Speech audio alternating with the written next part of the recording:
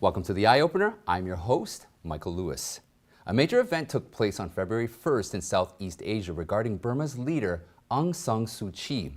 In the morning of February 1st, Burma's leader, Aung San Suu Kyi, President Win Myint, and other party officials were raided and detained by Burmese military. The military is now in charge of the country. Mayo Nyent, a spokesperson for the ruling party, confirmed the news on the morning of the 1st. He called on the military to be calm and to act in accordance with the law. He also stated in public that he might also get detained. Subsequently, the Burmese military declared a state of emergency and will be ruling the country for a year. At the same time, banking services in Burma were shut down extensively due to the turmoil. The military almost cut off Burma's phone connections, and the internet was partially cut off on a large scale. Burma's internet connection rate had been reduced to 44%. A reporter in Burma had his Signal and Telegram accounts logged out automatically. State-run television stations are also controlled by the military. They only broadcast a limited number of programs, which are military announcements. For example, the military announced the termination of 24 government ministers and deputy ministers through state-run television on the evening of February 1st. According to the BBC, some military personnel went directly to the homes of various party leaders and arrested 8 of them. In addition, leaders of minority ethnic parties, as well as student leaders, were also arrested by the military. Some Burmese journalists have told the public that journalists are now in very dangerous situations. They are cautious about giving interviews for foreign media and are afraid to give their names. The situation is very tense. Now, most Burmese people listen to the military's radio broadcasts through small radio speakers. The military has announced to the Burmese people on the radio that power has been transferred to the Commander-in-Chief of the National Defense Force. Min Aung Hlaing, Mint Sui, the current Vice President, is acting as President of Burma. The coup was initiated by Burma's military because the ruling National League for Democracy Party, or the NLD, led by Aung San Suu Kyi, was suspected of voting fraud in Burma's November 2020 election. The military did not recognize the election results. The election was a second landslide victory for Aung San Suu Kyi's NLD, after the previous one in 2015, which meant that the NLD could remain in power for another 5 years. Meanwhile, it was also the second democratic election in Burma since the end of military rule. Specifically, the NLD won 396 seats in the combined lower and upper houses of parliament, while the military proxy party, the Union Solidarity and Development Party, won only 33 seats. Burma's military had already been in conflict with Aung San Suu Kyi's NLD government prior to the coup, and the military considered the election was unfair. On January 28th, they also mentioned the possibility of abolishing the constitution, which was the beginning of a military coup. The coup was staged on February 1st, which was the first day of the new parliament after the elections. After taking over power this time, the military announced that it would hold a truly fair and free election in Burma within a year and then hand over the power to the real winning party. However, Win Tien, the spokesman of the National League of Democracy, NLD, made a differing statement to the outside world after the coup. They said that the military was trying to put the country back under a dictatorship. Therefore, they hoped that the people would not accept the coup and would respond in wholeheartedly to protest. In his perspective, in short, the military is trying to take power away from the democratically elected government. Win Tien also said that it was authentic and reflected Suu Kyi's wishes. After releasing this statement, Win Tien also lost contact with the media. At present, the Myanmar's military has sent soldiers to guard the houses of some NLD members who are detained. Burma is the second largest country in Southeast Asia, with a population of 55 million, including at least 3 million ethnic Chinese. It has an area of 700,000 square kilometers. Prior to 2005, Burma's capital was the famous city of Yangon, with a population of 8 million, and was the largest and most prosperous city in Burma, having been established over 150 years ago. After 2005, however, the capital was moved to the inland city of Naypyidaw. After the coup, according to local sources, the military sent armed soldiers to Naypyidaw, the main site of the coup, and military vehicles blocked the roads. A large number of police were stationed in Yangon, the largest city in Burma. The streets of Yangon were mostly deserted during the day on February 1st, with police being pulled into the city by large trucks and armed soldiers outside of Yangon City Hall. However, some supermarkets in Yangon were crowded with people rushing to buy supplies for stocking up. Many supermarkets closed early, probably because telecommunications had been cut off and people had to use cash to buy supplies. However, there have been no more protests in Burma, as called for by Aung San Suu Kyi. Aung San Suu Kyi was born in 1945. Her father was a famous general in Burma. He was assassinated in 1947. Aung San Suu Kyi left Burma in 1960 with her mother, who had gone to India as an ambassador and did not return until 1988. She founded the National League for Democracy, the NLD party, in September of that year, which quickly grew into the largest opposition party in Burma. At that time, Burma was still under long-term military control. They placed Suu Kyi under house arrest on July 20th, 1989. One of the goals was to prevent her from running in the 1990 election. Despite this, Suu Kyi's Democratic League Party won most of the seats in the parliament. Suu Kyi should have become Burma's prime minister at that time, but then the military government rejected the election and declared the NLD an illegal organization, refused to hand over power, and continued to house Suu Kyi. In 1991, she was awarded the Nobel Peace Prize. She was released in 1995, then placed under house arrest again in September 2000. She regained her freedom on November 13, 2010, just before the military agreed to hand over power under pressure from all sides. In 2015, Suu Kyi led the NLD to victory in the general election, but because her husband and son are both British citizens, she could not become the president. So the ruling NLD created a new position for Suu Kyi, above the president, called State Councillor, which made her the actual leader of Burma. However, after coming to power, Suu Kyi allowed the military to suppress the Rohingya people in Burma. According to statistics, about 10,000 Rohingya people were killed and about 700,000 people led their homeland. This incident severely damaged her reputation. About 2 million Rohingya living in Burma have been denied the right to vote before the 2020 election. According to the results of the general election that had been announced, Suu Kyi and her party still have the support of most people in Burma, except for the Rohingya. But if they did manipulate the election, as the military alleges, that's another story. This incident in Burma involves very complicated Burmese historical and social issues, so we will not take any positions on the military's detention of Suu Kyi for this time being. Whether it is a good thing or a bad thing, we will continue to observe the development of this situation. But we can look at the reaction of the international community. With the exception of the Chinese Communist Party, which said it hoped the country would handle it under a legal framework and urged all sides to properly manage differences, the attitude of Western countries is relatively clear, and most of them oppose the military coup. The United States, Australia, the United Kingdom, the European Union, and all United Nations have all condemned the military coup. Japan also takes this position and calls on the military to release Suu Kyi. According to an analysis by the Human Rights Watch executive, the Burmese military has never left the core of power for decades, and the arrest of Aung San Suu Kyi only reflects the political reality in the country. But the human rights organization's attitude is clearly inclined to oppose the military coup. They expected the US and Europe to impose new sanctions on the Burmese military government and want Japan, South Korea, and other countries to stop investing in Burma. A spokesman for the CCP Ministry of Foreign Affairs of China did not explicitly condemn the coup, saying only that he hoped all sides in Burma can appropriately handle their differences under the constitution and legal framework. In fact, Burma is an important partner country in the CCP's Belt and Road Initiative, and the cooperation agreement signed between the two governments of Suu Kyi and the Chinese Communist Party's Belt and Road Initiative is likely to be affected after the coup, although the military's attitude in this regard is not clear as of yet. The reaction from the Biden administration is likely to attract a lot of attention. Regardless of the nature of the coup, we look at what happened in Burma from the surface, and it looks too much like the 2020 US election.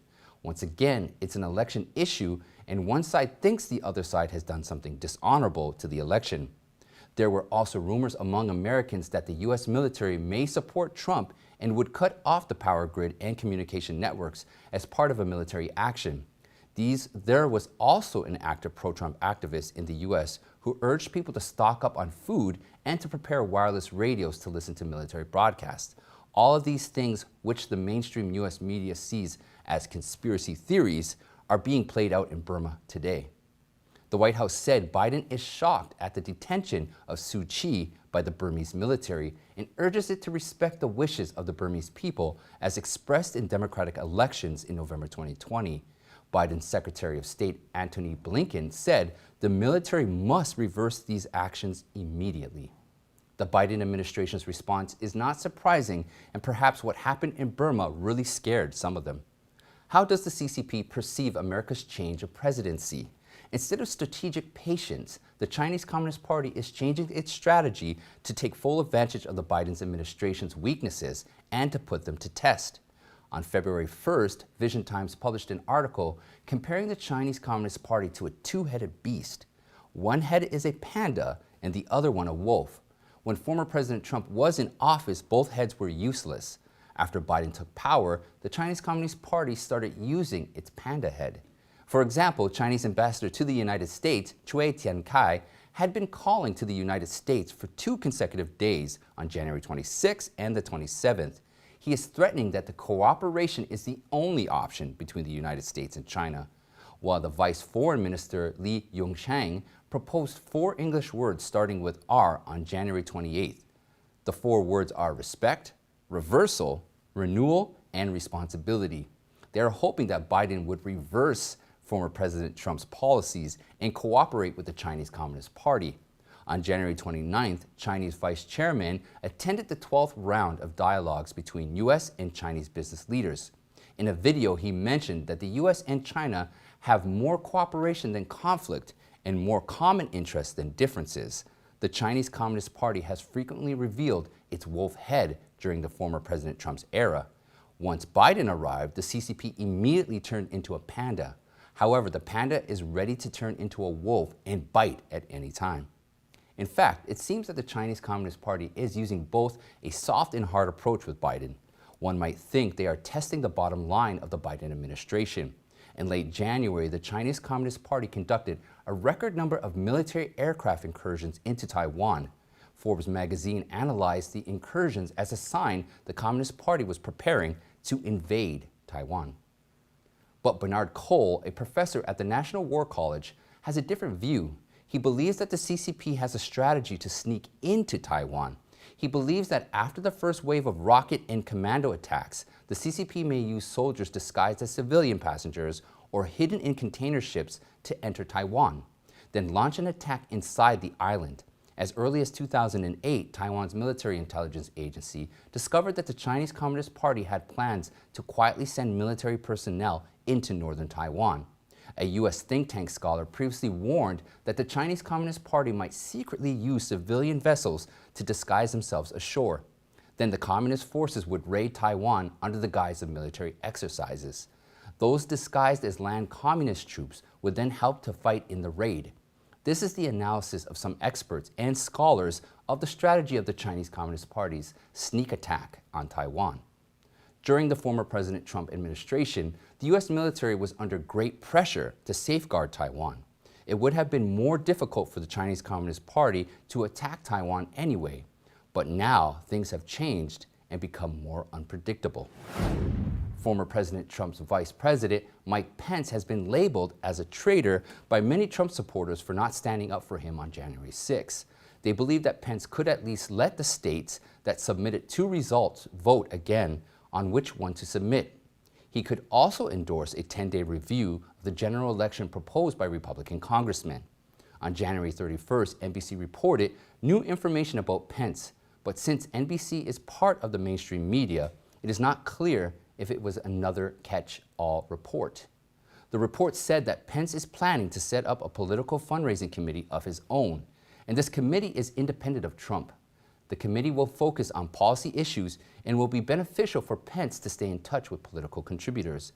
Therefore, some analysts believe that Pence will not withdraw from the political arena, but rather he may be planning for his next political career. This may happen in the 2024 election. This is what NBC has reported. Former President Donald Trump was nominated for the Nobel Peace Prize on Monday morning by Estonian member of the European Parliament, Jaak Madison. In a post on social media, Madison said, "In the last 30 years, Donald Trump is the first president of the United States who during his tenure has not started a war. Additionally, he signed several peace agreements in the Middle East, which has helped provide stability in the region and peace." Madison was referring to the Abraham Accords, a joint statement between Israel, the United Arab Emirates, and the United States, and later with Bahrain and other Arab countries. We encourage efforts to promote interfaith and intercultural dialogue to advance a culture of peace among the three Abrahamic religions in all humanity. According to a statement on the State Department's website, we believe that the best way to address challenges is through cooperation and dialogue, and that the developing friendly relations among states advances the interest of the lasting peace in the Middle East and around the world. Trump was also nominated for the Nobel Peace Prize last year by a Norwegian parliament member who said this about the former president. "For his merit, I think he has done more trying to create peace between nations than most other Peace Prize nominees." Separately, Harvard Law Professor Emeritus Alan Dershowitz nominated Trump's son-in-law and former president advisor Jared Kushner on Monday morning. Dershowitz, who is eligible to nominate individuals because of his status as former Harvard Law professor, argued that Kushner and his associate, Avi Berkowitz, helped negotiate the Abraham Accords.